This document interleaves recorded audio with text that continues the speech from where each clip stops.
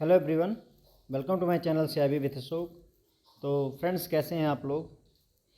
काफ़ी दिन से कोई वीडियो नहीं बनाया था मैंने, तो सोचा कि एक वीडियो बनाता हूं। काफ़ी सारे लोगों की क्वेरी आ रही है फ्रेंड्स प्रमोशन एग्ज़ाम को लेकर के कि सर इंटरनल बैंक के प्रमोशन है, बैंक ऑफ बड़ौदा के, कैनरा बैंक के, आपके पीएनबी बैंक के, एसबीआई के, काफ़ी सारे बैंकों में प्रमोशन के एग्ज़ाम या तो हो गए हैं या तो होने वाले हैं फ्रेंड। तो उसके लिए क्वेरी आ रही थी कि सर प्रमोशन एग्ज़ाम के लिए प्रिपरेशन कैसे करें। तो ये वीडियो फ्रेंड्स उसी टॉपिक पर है कि आप प्रिपरेशन कैसे करें बैंक प्रमोशन की। तो देखिए फ्रेंड्स, मैं ज़्यादा एक्सपर्ट तो नहीं हूँ, लेकिन दो बातें कहूँगा कि एक तो जो बैंकिंग का एग्ज़ाम होता है ना, उसमें दो पार्ट होते हैं। एक तो आपका जनरल बैंकिंग पूछी जाती है और दूसरा बैंक के इंटरनल सर्कुलर पूछे जाते हैं फ्रेंड्स। ओके, तो पार्ट ए जो होता है उसमें जनरल बैंकिंग पूछी जाती है, कॉमन टॉपिक पूछे जाते हैं। और पार्ट बी जो होता है फ्रेंड्स, वो बैंक के सर्कुलर पूछे जाते हैं, यानी बैंक के स्पेशल प्रोडक्ट है ना, और उनके सर्कुलर से डेटा पूछा जाता है। तो अगर हम पार्ट ए की बात करें जनरल बैंकिंग की, तो उसमें देखिए फ्रेंड, क्वेश्चन मिसलेनियस होते हैं। किसी बैंक में 100 क्वेश्चन पूछे जाते हैं, किसी बैंक में 150 क्वेश्चन पूछे जाते हैं। और अलग अलग बैंकों में डिपेंडेंसी भी है कि मतलब कहीं पर 40 क्वेश्चन केवल बैंकिंग के होंगे, बाकी क्वेश्चन सीबीएस से होंगे, कुछ और टॉपिक से होंगे। लेकिन फिर भी ये जो टॉपिक है, ये कोर टॉपिक मान के चलिए कि लगभग 40% से ले करके और 60% तक वेटेज रखता ही रखता है। हर एक बैंक एग्ज़ाम में मिनिमम 40% का वेटेज इन जनरल बैंकिंग को दिया ही जाता है। किसी किसी बैंक में 60% तक भी वेटेज इसका जाता है। यानी अगर 100 क्वेश्चन है,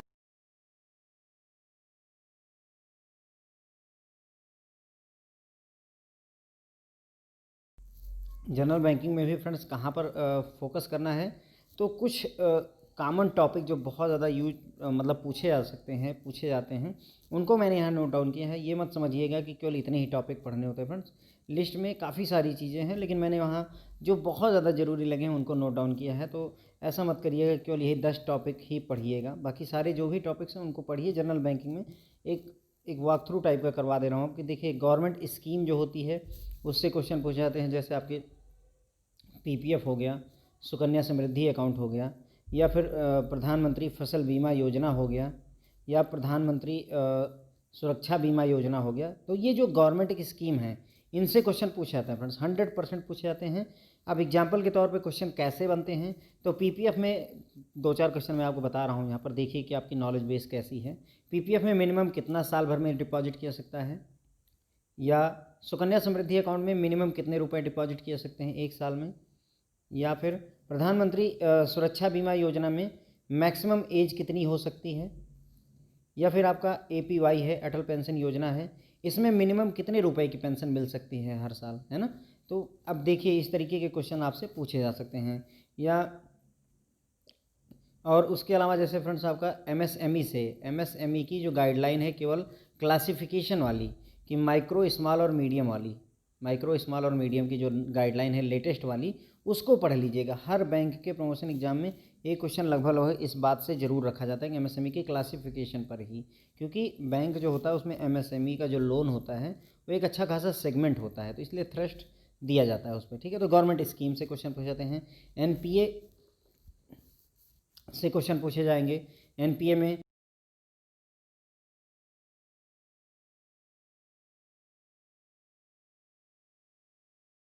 टू ऐसे ही पूछ लेते हैं कि कोई अकाउंट है जो कि इरेगुलर है 45 दिन से, पिछले 45 दिन से इरेगुलर है, मतलब स्टैंडर्ड अकाउंट है पर इरेगुलर है, तो अब ये SMA 0 कहलाएगा, SMA 1 कहलाएगा, SMA 2 कहलाएगा। या फिर प्रोविजनिंग पूछ लेंगे कि स्टैंडर्ड अकाउंट में, या कोई अकाउंट जो है पिछले 2 साल से आपका सब स्टैंडर्ड है एसेट है, या पिछले 1 साल से सब स्टैंडर्ड एसेट है, तो इस पर प्रोविजनिंग कितने परसेंट होगी, 15% होगी, 25% होगी। तो these kind of questions ask किए जाते हैं फ्रेंड्स। ओके, फॉरेक्स में अच्छा एक और बात बताऊं फ्रेंड्स कि इसमें बहुत ज़्यादा डेप्थ में नहीं जाते हैं। जो सबसे खास बात होती है ना, जैसे अब यहाँ पर मैंने फॉरेक्स लिखा है, तो अब ये नहीं कि फॉरेक्स एकदम इंटरनली जाएंगे, नहीं, बहुत सिंपल सा पूछेंगे कि अगर डायरेक्ट रेट कोट हो रहा है तो कौन सी करेंसी फिक्स होनी चाहिए, मतलब अपनी डोमेस्टिक करेंसी या इंटरनेशनल करेंसी। बहुत सिंपल सिंपल क्वेश्चन पूछा जाता है फ्रेंड्स आपसे। जैसे यहाँ पर मैंने देखिए लेटर ऑफ क्रेडिट लिखा है, तो लेटर ऑफ क्रेडिट में सिंपल पूछा जाएगा कि एलसी क्या होती है, उसमें जो वेरियस पार्टी इन्वॉल्व होती है, डिफरेंट डिफरेंट बैंक इन्वॉल्व होते हैं, उससे क्वेश्चन पूछ सकते हैं, या टाइप ऑफ एलसी से क्वेश्चन पूछ सकते हैं। मतलब बहुत ज़्यादा अंदर में नहीं घुसेंगे। एलसी सिंपली उसमें जो निगोशिएटिंग बैंक आपका है ना, इशूइंग बैंक, इनके सबके बारे में पूछ सकते हैं, या फिर back to back LC, green clause LC, red clause LC, इस टाइप के क्वेश्चन पूछ सकते हैं। मतलब ज़्यादा डेप्थ में जाने की जरूरत नहीं, बस बैंकिंग लॉ से रिलेटेड क्वेश्चन पूछ जाते हैं फ्रेंड्स आपके। निगोशिएबल इंस्ट्रूमेंट एक्ट हो गया जैसे आपका, है ना, बैंकिंग लॉ से रिलेटेड, मतलब डीआरटी में कब केस फाइल होगा, है ना, सरफेसी एक्ट से रिलेटेड क्वेश्चन पूछे जा सकते हैं। तो इस तरीके के क्वेश्चन पूछ जाते हैं। जब बैंकिंग लोकपाल से क्वेश्चन 100% आता ही है, बैंकिंग लोकपाल से, तो उनसे क्वेश्चन पूछ जाते हैं। प्रायोरिटी सेक्टर से भी आपको 100% क्वेश्चन मिलेगा फ्रेंड्स। जैसे एजुकेशन लोन में आपको मैक्सिमम कितना जो है मिलता है, 20 लाख रुपए है, जो कि प्रायोरिटी सेक्टर में कवरेज होता है। या डिफरेंट डिफरेंट जो बैंक हैं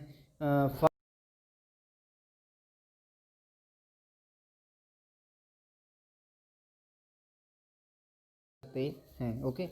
निगोशिएबल इंस्ट्रूमेंट एक्ट से पूछा जाता है फ्रेंड्स। बैंकिंग आरबीआई एक्ट और बैंकिंग रेगुलेशन एक्ट से जो आपका ये फ्रेंड्स, इसमें भी खास करके आपका जो सीआरआर है और एसएलआर है, क्वेश्चन इससे पूछे जाते हैं फ्रेंड्स, ओके। तो बैंकिंग रेगुलेशन एक्ट और आरबीआई एक्ट से क्वेश्चन पूछते हैं। चेक से रिलेटेड क्वेश्चन, चेक के टाइप पर क्वेश्चन आते हैं, डिफरेंट डिफरेंट टाइप के चेक होते हैं, उस पर क्वेश्चन आते हैं। कौन कौन से एक्ट हैं, जैसे कब पेइंग बैंक को प्रोटेक्शन किस एक्ट में मिलेगी, है ना, तो इस तरीके के एक्ट से रिलेटेड भी चेक में क्वेश्चन पूछे जाते हैं फ्रेंड्स। इसके अलावा जो करंट बैंकिंग रिलेटेड न्यूज़ होती है फ्रेंड्स ना, उससे भी क्वेश्चन पूछे जाते हैं। मतलब कि लेटेस्ट अपडेट जो आया है बैंकिंग इंडस्ट्री में, अगर कोई लेटेस्ट अपडेट आया हुआ है तो उस पर भी क्वेश्चन पूछते हैं। जैसे एनपीसीआई है ना, एनपीसीआई का फुल फॉर्म पूछ लिया, तो ये मतलब अभी तो करंट नहीं है, कुछ समय के पहले ये करंट था। या बैंक आपका आपका है बैंकिंग इंसॉल्वेंसी बोर्ड करके आया हुआ है कॉन्सेप्ट ना, मे बी ये एग्जैक्ट टॉपिक ना हो, लेकिन इंसॉल्वेंसी से रिलेटेड एक आया हुआ है, तो वो भी जो है पूछा जा सकता है। या आपका सीआरआर रेट करंट टाइम पे कितना चल रहा है, एसएलआर रेट कितना चल रहा है, तो वो आपका करंट टॉपिक से रिलेटेड है, ओके। या जैसे बैंकिंग करंट रिलेटेड न्यूज़ में प्रायोरिटी सेक्टर की गाइडलाइन बदली है, तो वो भी इसमें कवर अप हो जाती है। तो करंट में जो हैपनिंग है वो आपसे पूछा जा सकता है, ठीक है फ्रेंड्स। उसके अलावा तो ये हो गया जनरल बैंकिंग से रिलेटेड। अब जो मेन पंगा है वो ये है फ्रेंड्स कि आप ये सारी चीज़ें अलग अलग जगहों पर अलग अलग जगह ऑर्गेनाइज हैं, तो इनको आप इकट्ठा कैसे पढ़ोगे। तो उसके लिए फ्रेंड्स तरीका यही हो सकता है, जिन चीज़ों को मैंने अपने लेक्चर में पढ़ाया हुआ है फ्रेंड्स, उनको लेक्चर से पढ़ लीजिए। अदरवाइज अगर आप चाहो तो जेआईबी की बुक को रेफ़र कर लीजिए, मैकमिलन की जेआईबी की बुक अगर आप रेफ़र करोगे तो लगभग ये सारी बातें उसमें। फिर आपका फ्रेंड्स आता है पार्ट बी, जिसमें बैंक के सर्कुलर पूछे जाते हैं आपसे, ठीक है। तो बैंक के सर्कुलर को देखिए, बैंकिंग प्रोडक्ट जो जिस पर्टिकुलर बैंक में आप हैं उसके प्रोडक्ट आपसे पूछे जाते हैं। अगर आप एसबीआई में हैं तो एसबीआई के जो डिफरेंट डिफरेंट प्रोडक्ट हैं, आप बैंक ऑफ बड़ौदा में हैं तो बैंक ऑफ बड़ौदा के आपसे पूछे जाएंगे। अगर आप सीबीआई में हैं तो उसके कुछ उसके प्रोडक्ट पूछे जाते हैं फ्रेंड्स, ओके। उसके अलावा जो सर्कुलर, अब मान लीजिए सर्कुलर तो रोज़ आते हैं, 2-4 सर्कुलर रोज़ आते रहते हैं, और पिछले 1 साल का अगर मैंने सर्कुलर देखना है तो कुल मिला करके 400-500 सर्कुलर हो गए। तो अब सवाल ये होता है कि इसमें क्या पढ़ना है और क्या छोड़ना है। तो फ्रेंड देखिए, हमेशा ध्यान दीजिएगा इस चीज़ पर, जो ये मैं बोल रहा हूँ यहाँ पर बात, कि जो भी सर्कुलर आप पढ़िए ना, उसमें खास करके फिगर्स या नंबर्स पर ज़्यादा ध्यान दीजिए। मतलब एक एग्जांपल के तौर पे बताता हूँ। मान लीजिए भीम यूपीआई है, गवर्नमेंट ऑफ इंडिया की भीम यूपीआई है, तो अब उसमें नंबर्स का क्या मतलब है, जैसे जब आपने पढ़ा तो उसमें देखिए कि मिनिमम कितने रुपए की ट्रांजैक्शन हो सकती है, मैक्सिमम भीम में हम कितने रुपए की ट्रांजैक्शन एक बार में कर सकते हैं, पूरे हफ्ते में मैक्सिमम कितना कर सकते हैं, पूरे महीने में कितना कर सकते हैं। जो ये लिमिट्स हैं, ये नंबर्स हैं, इस पर से क्वेश्चन पूछ सकते हैं। अब हर एक बैंक का अपना खुद का भी यूपीआई ऐप है, तो ये चांसेज हैं कि वो भीम की, गवर्नमेंट ऑफ इंडिया का ना पूछ करके अपने इंटरनल बैंक का पूछ लें कि हमारी जो यूपीआई है उसकी लिमिट क्या है। हो सकता है वो वेरी कर रही हो, डिफरेंट डिफरेंट हो, तो ये हो गया। या फिर जैसे मान लीजिए आपने सर्कुलर पढ़ा, लोन का कोई सर्कुलर है, मान लीजिए एजुकेशन लोन का है, फॉर एग्जांपल बता रहा हूँ कि एजुकेशन लोन का एक सर्कुलर पढ़ रहे हैं, उसमें 20 पेजेज हैं। तो काम की बात ये है कि आप उसमें ये देखिए कि स्केल 1 है तो उसकी पासिंग पावर कितनी है, मतलब स्केल 1 कितने का लोन कर सकता है, स्केल 2 कितने का लोन कर सकता है, स्केल 3 कितने का लोन पास कर सकता है। या फिर अगर लोन पास कर रहा है तो मार्जिन कितना लेना है, क्या 20% मार्जिन लेना है कि 30% मार्जिन लेना है, मतलब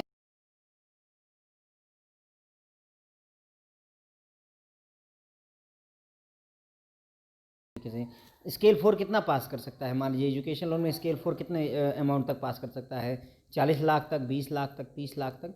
तो ये इस तरीके की जो चीज़ें पूछी जाती हैं फ्रेंड्स, वो आपकी नंबर्स होती हैं।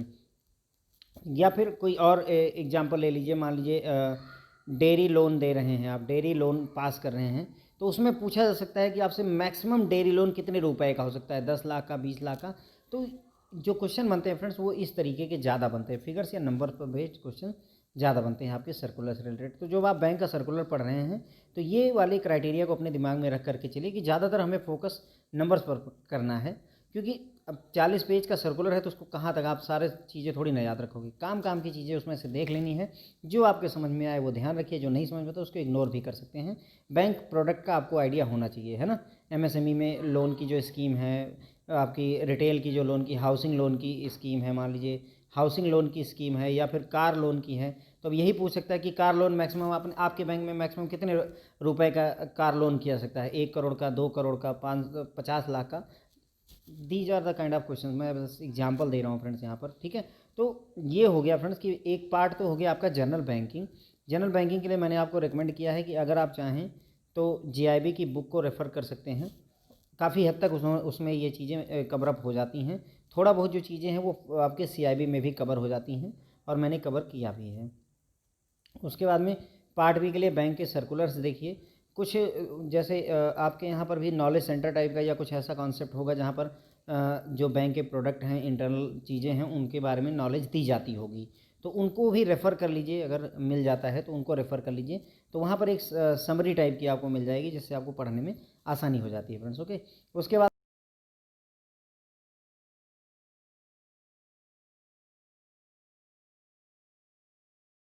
यही है कि कन्फ्यूजन बहुत होती है। जैसे कि अभी मैंने आपको एग्जांपल बताया कि कार लोन आपके बैंक में मैक्सिमम कार लोन कितने का हो सकता है। अब जब आप वहाँ एग्ज़ाम में बैठे तो आपको कन्फ्यूजन हो रही कि 10 लाख था या 20 लाख था, सिर्फ एग्जांपल दे रहा हूँ, ठीक है। 10 लाख था, 20 लाख था, ये वाला डाउट नहीं बनना चाहिए friends. If you know then you know, otherwise you don't know, है ना। आता है तो पता है, नहीं आता है तो भैया हमको बिल्कुल भी नहीं पता है। तो इस तरीके की सिचुएशन, यानी पढ़िए तो ठीक से पढ़िए, और नहीं तो छोड़ दीजिए। इसीलिए कहता हूँ कि रिवीजन इज़ की टू सक्सेस। जब आप मल्टीपल टाइम्स देखते हैं तभी वो बेनिफिशियल होता है। अब यहाँ पर मैंने एक सजेशन दिया हुआ कि group study can be helpful.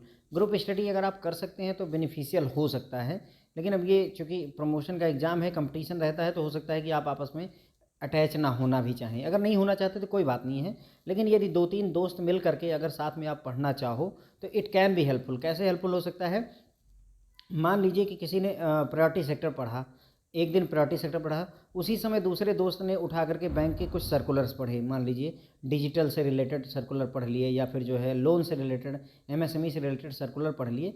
तीसरे दोस्त ने कुछ और चीज़ पढ़ ली। तो अब क्या है कि जब आप आपस में डिस्कशन कर लीजिए, यहाँ पर बेनिफिट किस बात का है, आप आपस में डिस्कशन कीजिए। जिसने प्रायोरिटी सेक्टर पढ़ा है वो अपने बाकी दोस्तों से ये पूछ ले कि तुम ये बताओ प्रायोरिटी सेक्टर में आपका एजुकेशन लोन कितने अमाउंट तक जाता है, या जो है आपका फार्म को लोन देना है कितने अमाउंट का होगा। जिसने एमएसएमई के लोन के अकाउंट बारे में पढ़ा है वो बाकी दूसरे लोगों से पूछ लें कि हाँ एमएसएमई में अगर लोन पास करना है तो कितने अमाउंट तक स्केल 3 कर सकता है, कितने स्केल तक स्केल 2 कितने अमाउंट तक कर सकता है। तो इस तरीके से जब आप आपस में डिस्कशन करते हैं ना, तो उससे क्या होता है, रिवीजन होता है, रिवीजन डाउट हटाता है।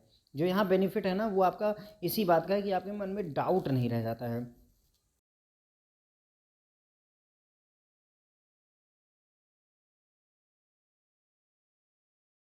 जिनको प्रमोशन की बहुत ज़्यादा नीड होती है, तो उनके लिए मैं सजेस्ट करूँगा कि अगर आप चाहो तो आप कोचिंग भी ज्वाइन कर सकते हैं। तो जिसको बहुत ज़्यादा नीड है कि नहीं मुझे मतलब स्केल 3 या स्केल 2 या स्केल 4 जो भी हैं, जिस भी रैंक पर हैं, अगर वो चाहते हैं कि नहीं मुझे प्रमोशन लेनी ही लेनी है, तो मैं सजेस्ट करूँगा कि आप कोचिंग भी ज्वाइन कर सकते हैं। क्योंकि उसमें फ़ायदा, कोचिंग ज्वाइन करने से फ़ायदा क्या हो जाता है कि जो चीज़ें मैं आपको यहाँ पर बता रहा हूँ ना, वैसे तो कोचिंग में ये पार्ट नहीं कवर करवाएंगे, लेकिन इस पार्ट में आपको अच्छा खासा वो करवा देते हैं। जो पार्ट ए होता है फ्रेंड्स आपका जनरल बैंकिंग ना, उसमें अच्छा खासा आपकी वो हो जाती है। मतलब कहने का इधर उधर भटकना नहीं पड़ता, सारी चीज़ें एक जगह मिल जाती हैं। तो कोचिंग कैन बी बेनिफिशियल। यहाँ पर मैं किसी कोचिंग का नाम नहीं ले रहा हूँ, आप अपनी अकॉर्डिंग चूज कर लीजिए, है ना। कोचिंग ज्वाइन कर लेंगे। हाँ ये है कि फ़ीस लगती है, मान लीजिए कोई 8,000 रुपये चार्ज करता है, कोई जो है 6,000 चार्ज करता है, कोई 10,000 रुपये चार्ज करता है। अलग अलग रेट्स हैं मार्केट में, अलग अलग टीचर्स के। पर एक बात है कि कोचिंग करने के आपको बेनिफिट तो मिलते हैं, इसमें कोई डाउट नहीं है। और फिर आपको अगर आपका प्रमोशन हो रहा है तो मेरे ख्याल से जितना, अगर मान लो किसी ने 8,000 रुपये आपसे फ़ीस ली और प्रमोशन होने के बाद में लगभग इतनी ही आपकी हर महीने सैलरी हर महीने बढ़ जाती है। तो कोई बहुत बड़ा अमाउंट नहीं होता है। बीइंग अ बैंकर इतना हम मैनेज कर सकते हैं फ्रेंड्स, क्योंकि 8,000 10,000 रुपये कोचिंग फीस देना कोई बहुत बड़ा डिफ़िकल्ट टास्क नहीं है। पहले जैसे फिजिकल फॉर्म में होती थी तो 5 दिन की 6 दिन की क्लासेस होती थी, अभी वर्चुअल फॉर्म में कर दिए तो इन्होंने सैटरडे संडे वगैरह का कॉन्सेप्ट लाया हुआ है कि सैटरडे पढ़ाएंगे संडे पढ़ाएंगे, काइंड ऑफ, है ना, उस तरीके से। तो अगर आप चाहें तो कोचिंग भी ज्वाइन कर सकते हैं, हेल्पफुल होगा। ठीक है फ्रेंड्स। तो अभी कई लोगों की ये भी क्वेरी है कि सर आप पढ़ा दीजिए। तो फ्रेंड्स अभी मैं इसकी आपकी प्रमोशन की क्लासेस को अभी नहीं करवा पाऊँगा, उसके लिए मैं माफ़ी चाहूँगा, क्योंकि प्रमोशन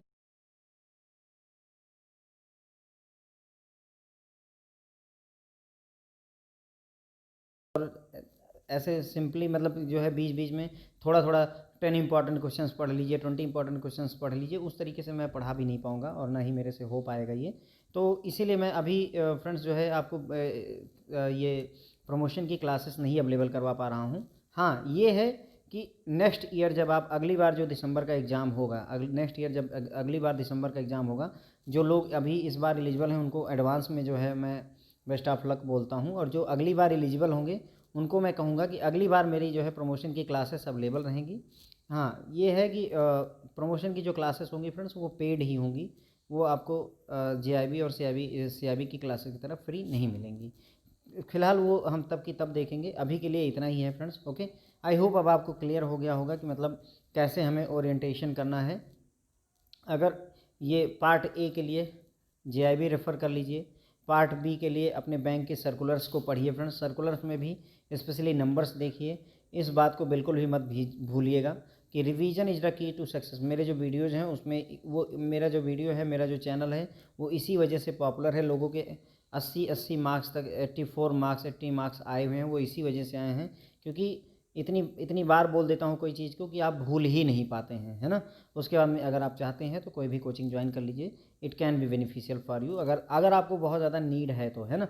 बेटर है कि हम 8,000 रुपये हर महीने लॉस उठाने से अच्छा है कि एक महीने 8,000 या 10,000 रुपये जो भी कोचिंग फ़ीस है, 8,000 10,000 4,000 6,000 जो भी कोचिंग फ़ीस है वो एक बार पे कर दें, क्योंकि हर महीने इतनी ही फीस पैसा हमें हर महीने मिलता रहेगा आगे लाइफ टाइम के लिए। तो इट्स बेटर कि ज्वाइन कर लिया जाए। ठीक है फ्रेंड, तो thank you so much again. जो है अगर आपको वीडियो पसंद आया हो तो लाइक करिएगा, कमेंट्स में भी बताइए।